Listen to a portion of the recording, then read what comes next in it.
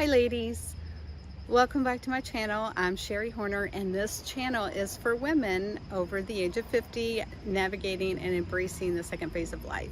So today I'm at the park, I'm getting ready to take my walk, and I was thinking about the tips that I give to my clients and women when it comes to getting on track with a walking program or a running program or any fitness program. So when I talk about walking, I suggest, and everybody's heard this suggestion, get a workout buddy, get a walking buddy, and that will help you, stay consistent. But I suggest, so here's my suggestion, get a group of 3 or 4 buddies together. So, because there's always that chance that's gonna happen if you have one workout buddy and she gets busy with life and schedule with the kids and has to cancel, you may be discouraged and not end up doing it. So then you will fall off a track. So, but if there's 4 of you and 2 people have to cancel last minute, or if they're out of town, you can still do your walk with your buddy. So there's less chance of cancellation, there's less chance of discouragement. So that's my number 1 tip, is to get a group of 3 or 4 workout buddies, and that will help you stay consistent. And also setting reliable goals, because when we start to talk about things, we get excited, we get that dopamine rush. We're talking, yes, we're gonna walk every day after work, and then things happen. The weather, it's raining, and the kids have extra practice and things going on. So don't set unrealistic goals, but just stay consistent. My other tip is to write things down. Writing things down crystallizes your thoughts and motivates your actions. I've said that for years, and it really does. So if you start a journal, get a journal, write down every time that you walk, how long you walk, or how far you walk, or how many steps you take, however you want to calculate it. But seeing it in black and white will keep you consistent and motivated. So if you get thrown off track, the kids' schedule gets you too busy, or your work schedule, you're working overtime, or you get sick, or the kids get sick, or something throws you off track for a week or so, you can look back at that journal and see, like, wow, I was consistent for 30 days and I've only been off track for 7. So that will help you get motivated to get back on track. And looking at your accomplishments in black and white is so rewarding, because it does help you see what you accomplished. Because when you get off track, so let's say you were consistent for 30 days and then you got off track for 10 days, and then you feel like you failed.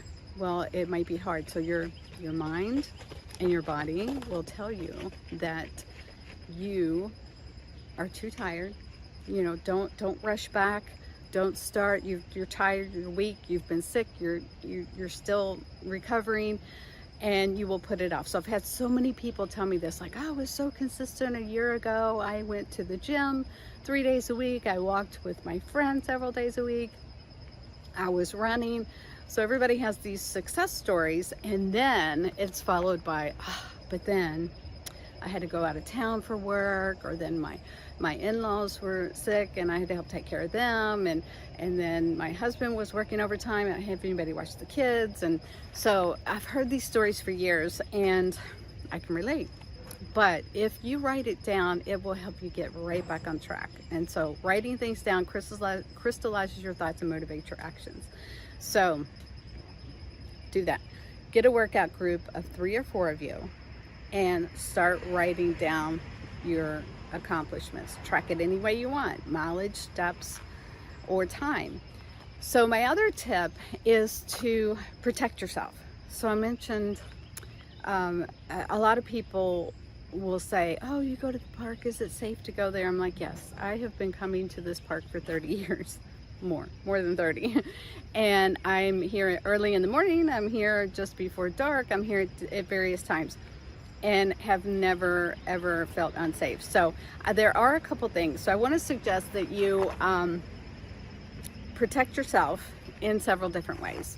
So one is to carry something of protection. So my sister-in-law graciously gave me this, so it's on my keychain, and that's a way of protection if I need it. So I always have that with me. It's on my keychain all the time, not just when I'm at the park. But I don't have any fear of being here, but just that extra protection, I want to suggest that you do for yourself. Another thing is road ID. So I have this bracelet, and on this bracelet is my name and my age, my 2 daughters' name and phone number, and my husband's name and phone number. I didn't put my son on there because he never answers his phone unless it's business related. So, but the others will answer the phone out of curiosity if a strange number calls them. So road ID is great because I wear that when I'm at the park walking, when I'm running, when I'm long distance biking. If something were to happen to me and I were to get injured while running or injured on my bike and I was not able to speak, they could be able to call my family and tell them where to come pick up the body. Tell them that I've been injured and they can come help me. So always protect yourself with some kind of protection and with that security. So it's called Road ID. I'll leave it in the description box below if you want to check it out. It costs like 20 bucks. So I've been wearing this for a decade, more than a decade. And so get a workout buddy. Write things down in a journal, protect yourself. And another thing is what I always suggest is get comfortable in your workout gear, number one. So like I'm wearing a shirt today that is so old, the logo is like peeling off, but that's okay. I love the way it feels when I walk and when I run. So I love this type of shirt, but wear something that's really comfortable. So one, you can go into your own closet, pull out something that makes you feel really good. Not just, well, I'll wear this old t-shirt because I'm gonna get it sweaty anyway. Wear something that feels really good, number one. And number two, wear something that is supportive. So you all know that I like to give you tips on how to be frugal, and so my tips on being frugal is to buy things at discount. So my tips for myself, I will buy my workout wear on discount, on sale. There's a couple good stores I visit that I can get good athletic wear on a great discount. But I will wear my workout clothes until they wear off of me.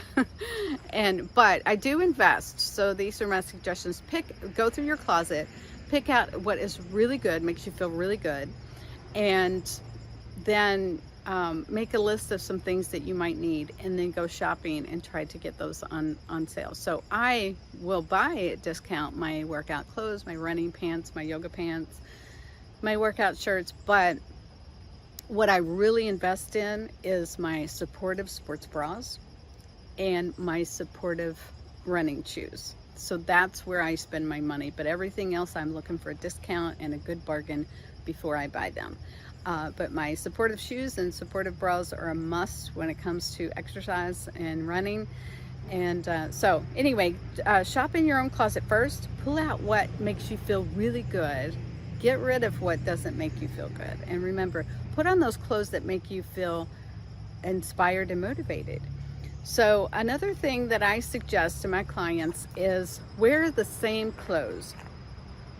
Not the same clothes every day, but try to pick out those outfits. And if you could say, well, these are my clothes that I stretch in every morning. These are my clothes I wear for walking. These are my running pants that I only wear for running. So don't put them on when you're just running to the store. Put them on when you go running or when you go walking. But if you categorize them just like you did for your kids, and you may even do that for your grandkids, you say, well, these are your play clothes. These are your church clothes. These are we're just going to a barbecue picnic, nice clothes that you can play in, but they look nice. So you categorize clothing for your kids and grandkids. Do that for yourself. Pick out your workout clothes and designate them. These are my stretching clothes. These are my walking clothes. These are my running clothes. and put it on like a uniform. So I always suggest that to clients, that when you put on a uniform, so if you think about martial arts, when you put on the martial arts uniform, you get into the mindset. So if you've ever wore a uniform for work, you put that uniform on, you go to work, and you're already in the mindset of what task and duties and your purposes. So put on the same comfy shirt every morning and the comfy yoga pants, stretch pants, put those on, do your stretches, have your other pants for when you go walking. And as soon as you put those clothes on, your mind begins to focus on what you're about to do. And that's motivating too. Another thing is to set those things out. Put them outside of your closet, outside of your dresser drawer. Set them on top, set them on the floor next to your door. So when you get up in the morning, you can put those clothes on. They're right there, and you can go hit that stretch mat or hit the road walking, whatever is on your agenda. So all right, so here's my tips. I thank you for hanging in there with me on my journey, and I appreciate you subscribing and joining this community of women over 50. So get a workout buddy, not just one, but a group of 3 or 4. Write it down, because that crystallizes your thoughts and motivates your actions. Get some protection on you, whatever works for you, mace or whatever, if you're walking alone. And then also that road ID. So this is not sponsored or anyway, but it's something that I've told people about for years. I've used over a decade for myself, and that will identify you if you are injured and not able to speak for yourself. And then get some comfortable clothes that you feel good in, that you want to put on and just go hit the road walking, not ones that you're thinking, oh, well, I'll just wear this old shirt because I'm gonna sweat and get it all yucky anyway. You know, get rid of those shirts. Use those, cut those up and use those for scrub rags around the house or something. But thanks so much, ladies. I appreciate it.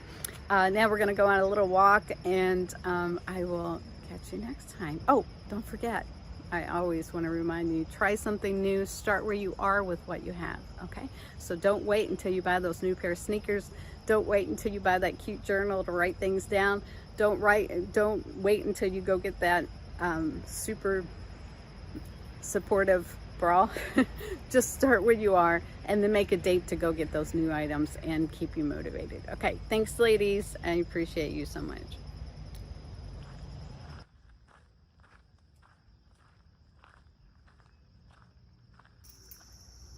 Watch this video to the end.